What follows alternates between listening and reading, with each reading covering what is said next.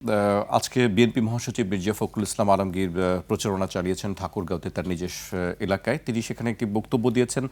বক্তব্যের কিছু অংশ উল্লেখ করতে চাই।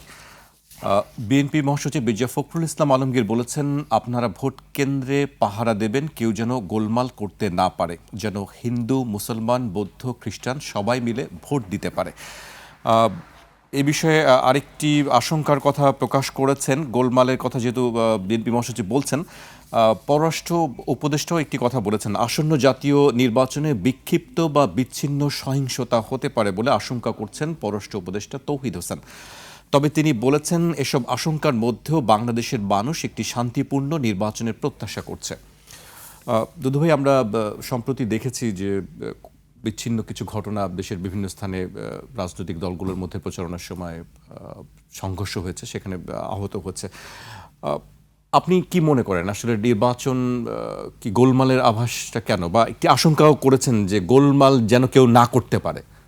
বিদেশ থেকে দেশে রেমিটেন্সের টাকা আসে নিরাপদে, তাই আজই আপনার আপনজনকে বলে রাখুন, রেমিটেন্সের টাকা যেন শুধু নগদেই পাঠায়। জি, আপনাকে ধন্যবাদ।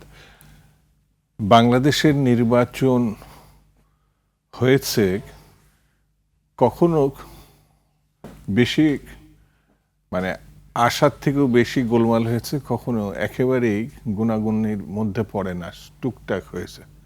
নির্বাচনে বিভিন্ন মত, পথ, ভাবনা, চিন্তার বিভিন্ন দল অংশগ্রহণ করে।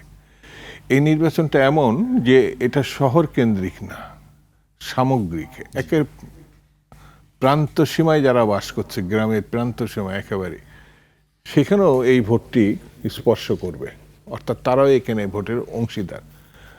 তো কখন কোন ঘটনায় মানে রেষারেষি হবে অথবা বাদ প্রতিবাদ হবে, এটা তো আগে থেকে বলা মানে বা আশঙ্কা করাও ঠিক হবে না। আর সব প্রতিবাদী মানে ঠেলাঠেলি, মতপার্থক্য, আশঙ্কাজনক ঘটনা বলে কেউ যদি চালাতে চায়, আমি তাদের সঙ্গে আবার একমত না।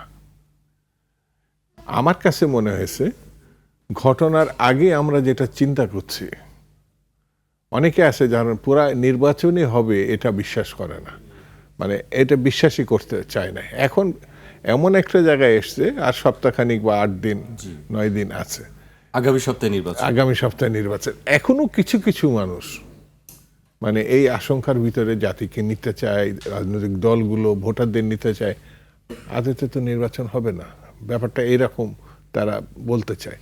আর আমার বিশ্লেষণ হচ্ছে, একটা মহল আছে যারা গণতন্ত্রের বাইরের শক্তি, কর্তৃত্ববাদী শাসনের পক্ষের, যারা গত 3টা নির্বাচনকে তামাশায় রূপান্তরিত করেছিল, যারা দেশ এবং বিদেশে আমাদের ভাবমূর্তিকে একেবারে ধুলায় মিশিয়ে দিয়েছে।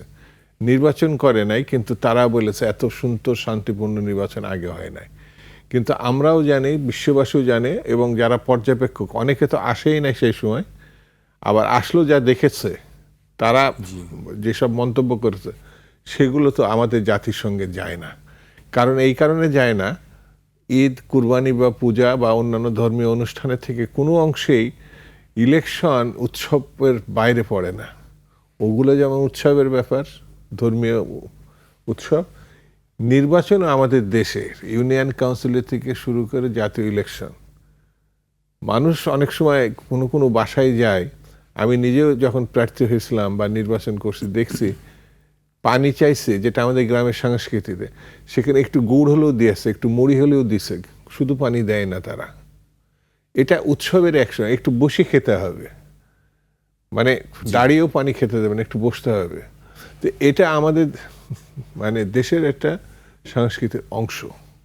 তো সেই জায়গায় জাতীয় ইলেকশন বলা যায় যে 15-16 বছর না, গত 20 বছরের মধ্যে 3টা ইলেকশনের কথা বলি, আসলে আমার কাছে মনে হচ্ছে 4টা। 2008 সালের নির্বাচনে যেটাকে এখন সব প্রকাশ পাচ্ছে, ওই সময় তো প্রকাশ পায় নাই, যে মিস্টার ফখরুদ্দিন, জেনারেল মঈন এবং একটি রাজনৈতিক দল যেটা শেখ হাসিনার, মিলেমিশেই সেই নির্বাচনটা, এবং ভারত সেই সময় বিএনপিকে কি করে, বিএনপি তো মানে 29টা সিটের পার্টি না, এটা চোখ বন্ধ করে বলা যায়, কখনোই জি। এই অবস্থায় বিএনপি পড়ে নাই। তখন যে সামরিক ব্যক্তিরা ক্ষমতা নিয়ন্ত্রিত করছিল, ওই খারাপ নির্বাচনের মধ্য দিয়েও মানে গণতন্ত্র ফিরে আসুক এটা চেষ্টা উদ্যোগ নিয়েছিল 2008-এর, কিন্তু সেটাও মানে সেইভাবে তখন সফল হয় না। মানে আপনি আশঙ্কার জায়গাটা কি আসলে উড়িয়ে দিতে চাইছেন? না না, আমি উড়িয়ে দিতে চাচ্ছি না।